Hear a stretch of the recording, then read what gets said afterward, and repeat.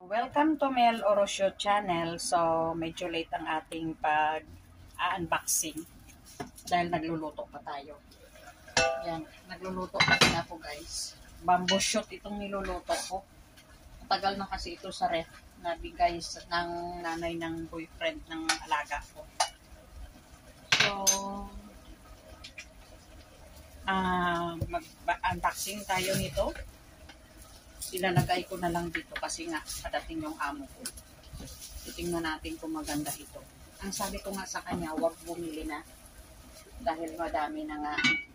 Pero ay iwan ko ba. So titingnan natin kung maganda dahil binili niya kahapon.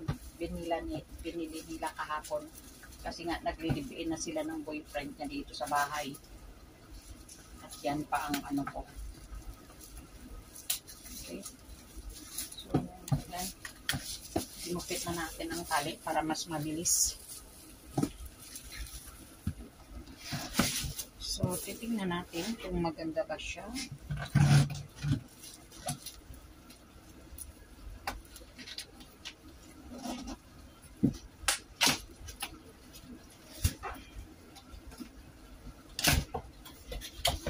Mahilig ang amo ko, bili dito, bili doon.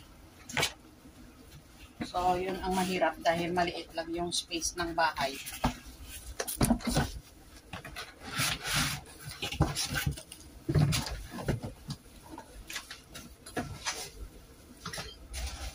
Pula pala yung ano.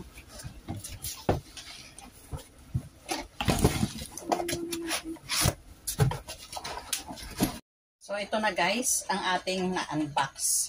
So, ito yung kanyang, ano pala ito, steamer na de kuryente.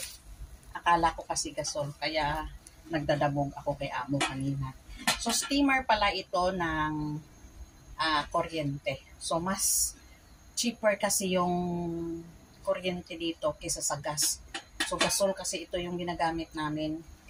So, mabuti naman pala bumili siya. Maliit lang siya at cute. So, yan ang ating unboxing for today. At ito yung kanyang mga wiring pala. Buksan natin.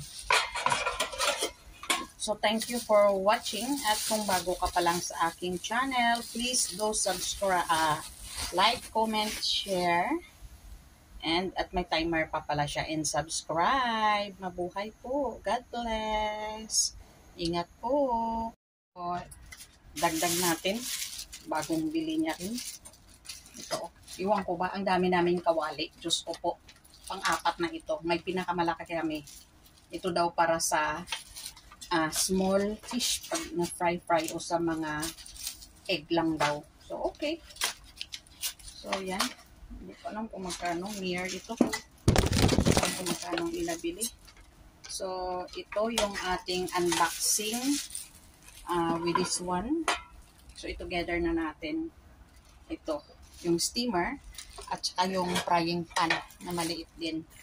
So, yan lang ang ating unboxing for today.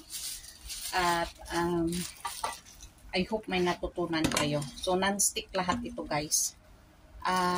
Kung bago ka pa lang sa aking channel, please subscribe, comment, share, and